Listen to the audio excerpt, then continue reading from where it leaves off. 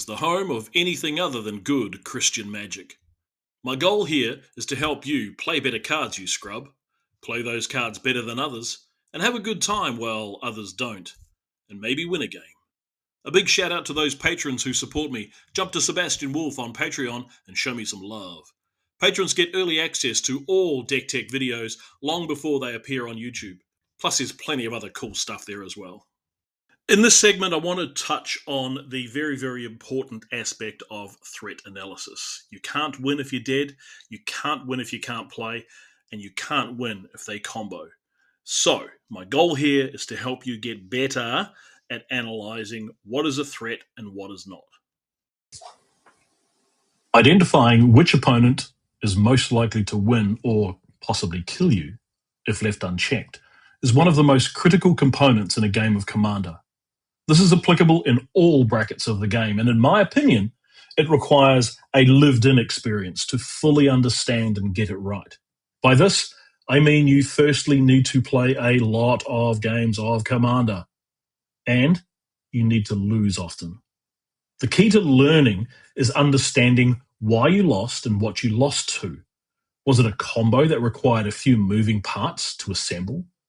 Was it a stacks lockout that hindered your game plan, rendering your own commander and strategy almost useless? Or was it an army of creatures that were buffed by a Craterhoof behemoth to take down the table?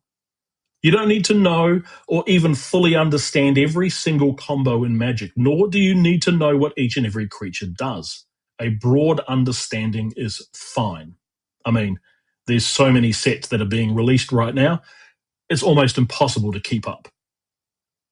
But this will enable you to know what might be coming next, even if you don't really know what it means, aside from the fact that it is bad and it should be stopped.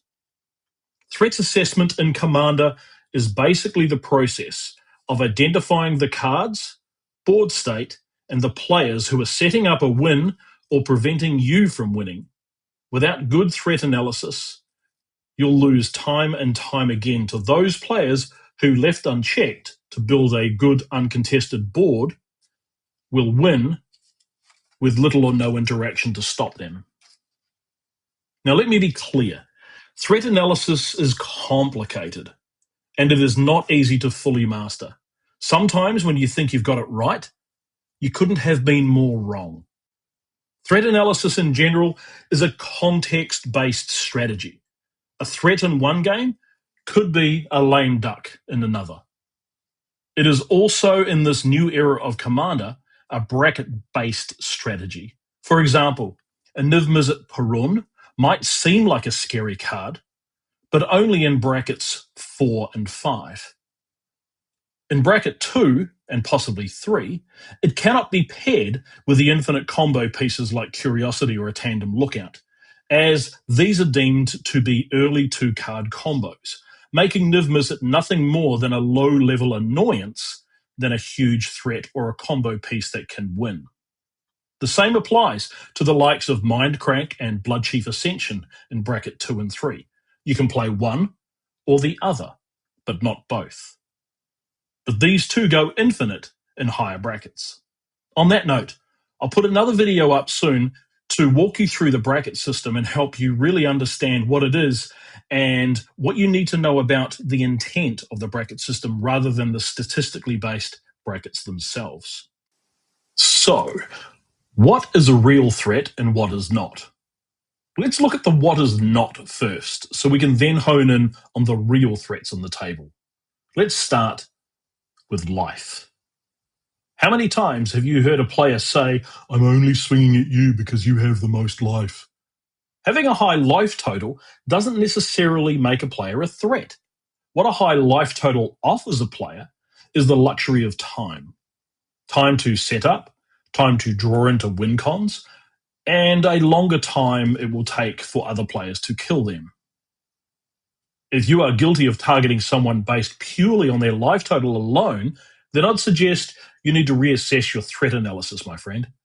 Unless that deck is an Oloro Ageless Ascetic, or maybe a Bilbo Birthday Celebrant at the helm, where the deck maximizes life game strategies, then Focus on the threats that present a clear and present danger. And for goodness sakes, stop spreading the love or rolling dice to make your decisions. These are beginner strategies, rookie strategies that don't belong at a commander table. Now let's look at the blue player. Blue mages cop a lot of flack for their land go strategies in controlling the game. That does not at all make them the threat. It simply makes them a threat. There is a marked difference between how a Y'shtola deck plays as opposed to an Ashling or a Tatiova or a Niv Mizzet or even a Lutri. Assess their strategy and their board state before blindly charging in and trying to take them out. A color-based bias can sometimes cost you the match. I should know. Firstly, I'm a blue mage and I have to defend myself. And secondly, I have a personal hatred for mono green, as it is so heavily favoured by Wizards of the Coast. But I'm always wary of other threats at the table. Another non-threatening false threat that far too many players focus their attention on is that good old perceived threat. This could be anything as stupid as a commander you simply hate. In my case, it's Ashling, Y'shtola, Tergrid, Avatarang, Tom Bombadil, or a colour pairing that you don't like.